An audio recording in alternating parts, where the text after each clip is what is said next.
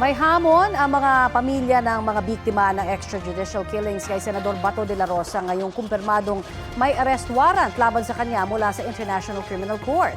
Balitang hatid ni Darlene Kay. Sumuko siya. Nasaan na yung tapang niya? Nasaan na? Ipakita niya na talagang matapang siya na humarap. Humarap sa kanyang kasalanan. Yan ang mensahe ni Liore Pasco kay Senator Bato de la Rosa na pinaaresto na ng ICC o International Criminal Court bilang isa sa mga kasabwat o co-perpetrators daw sa kinakaharap na kasong crimes against humanity ni dating Pangulong Rodrigo Duterte. Saktong kahapon mismo ang ika-9 na death anniversary ng dalawang anak ni Nanay Liore na sina Crisanto at Juan Carlos.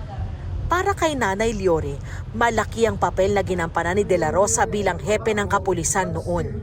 Kung si Duterte ay number 1 na importante, si Bato, parehas silang number 1 din na napaka-importante. Bakit?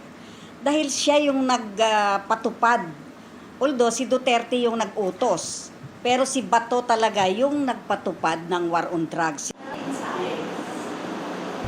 Pareho sila ng opinyon ni Sally Ramos na nasaksihan kung paano pagbabarili ng kanyang anak na si Cristita noon ding 2017. Kaya hanggang ngayon, ma'am, masakit. Pinamakamasakit sa buhay ko, ma'am.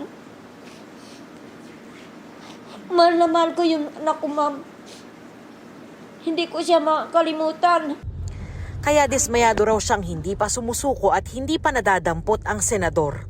Harapin niya ang kasalanan niya kasi kung mga anak namin, pinatay nila ng walang kalaban-laban, harapin niya, ma'am, harapin niya kami. Iba naman ang nararamdaman ng tiyuhin ni Kian de los Santos na si Randy. Ubos na raw ang kanyang luha mahigit 8 taon matapos pagbabarili ng mga pulis ang kanyang nooy 17 anyos na pamangkin. Actually, natawa ako doon sa eksena na may habulan. Kasi nang nakakita ko doon nung pinapalabas na sa Senate yung habulan. Sabi ko, ba't parang may habulan? Track and field yata. Hindi ko alam kung anong sports. May sports fest na ba sa Senate? Pero masaya raw siya at iba pang kaanak ng mga biktima ng extrajudicial killings sa panibagong usad ng kaso sa ICC. Kaya hamon niya kay De La Rosa. Harapin niya yung kanyang, yung mga akusasyon. Kasi merong mga reklamo laban sa kanya eh. Harapin niya ng buong tapang ito. Sa isang pahayag, nanawagan ng samahan ng EJK victims na Rise Up for Life and for Rights sa Senado na isuko na si De La Rosa sa ICC. Dapat daw respetuhin ng Senado ang obligasyon ng gobyerno ng Pilipinas.